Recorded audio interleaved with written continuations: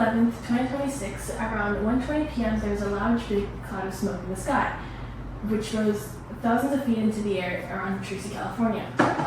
This was able to be seen around the Central Valley and even the Bay Area, which caused many public concerns and caused people to stop their daily routines and take a look at what was happening. This shows that one accident can cause many public concerns and pushes the limits of many emergency responders and can impact the community in such small time. All around Tracy, there was reports of seeing debris or smoke around the city, which caused many big concerns, and that even in cities of Stockton and San Jose, that people can see the smoke from out that far. My two uncles worked at that building, and hearing from them, I wanted to research on how this fire started and how it spread so quickly and why. Today I will be covering the safety concerns of the public, what the emergency responders challenges they had to face, and how this fire impacted our community. Public safety concerns rose when the fire first started and started to cover the city in black smoke, which made the sky look very gloomy, and it stayed like that for many hours. The thick cloud of smoke caused debris to fly over to the city, specifically the Tracy Hills area, and causing people to have to leaf blow it off their properties or even pick it up with protective gloves.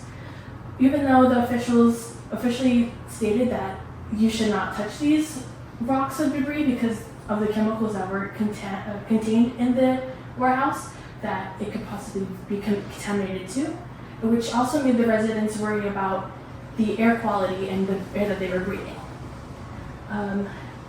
For sure that the smoke and debris caused very much worry and concern.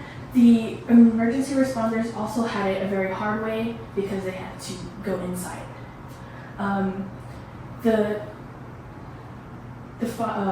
This fire really pushed their limits, and it was a very unexpected time. So 2 county fire stations, one in San Joaquin, which is here in Tracy, and one in Alameda County, which is Livermore, they had to work together in order to control this fire. The main problem with the warehouse was that the sprinkler system was not working, which caused the fire to spread more quickly and faster. On top of this, cars even exploded with the mixed heat of the fire pressure, and including the 102-degree weather that day. And this also caused some outlying fires nearby the FedEx and the Amazon warehouses beside it. Employees evacuated safely with the help of the police and the firefighters, and thankfully nobody was injured. Some emergency responders were either on vacation or a day off, but this didn't stop them, and they came out still to help, which is a huge, really good help. The fire would be more visible at night, but this caused the fire burned for about 1 to 2.5 days in total. And if you look at the building right now, you can still see the debris outside. The police and the firefighters worked hard to evacuate these people and work on the fire, but this situation still had a big impact on the community and the Medline employees. The residents of Tracy and the Medline employees were affected directly, making mixed reactions, both shock and worry, as people were worried for the Medline employees and their families.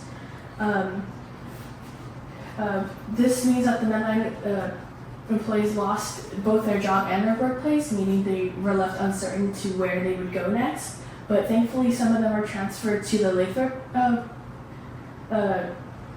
warehouse, or some were stationed outside to help. This reminds us that it's important to make sure that our systems are working and that nothing like this happens again.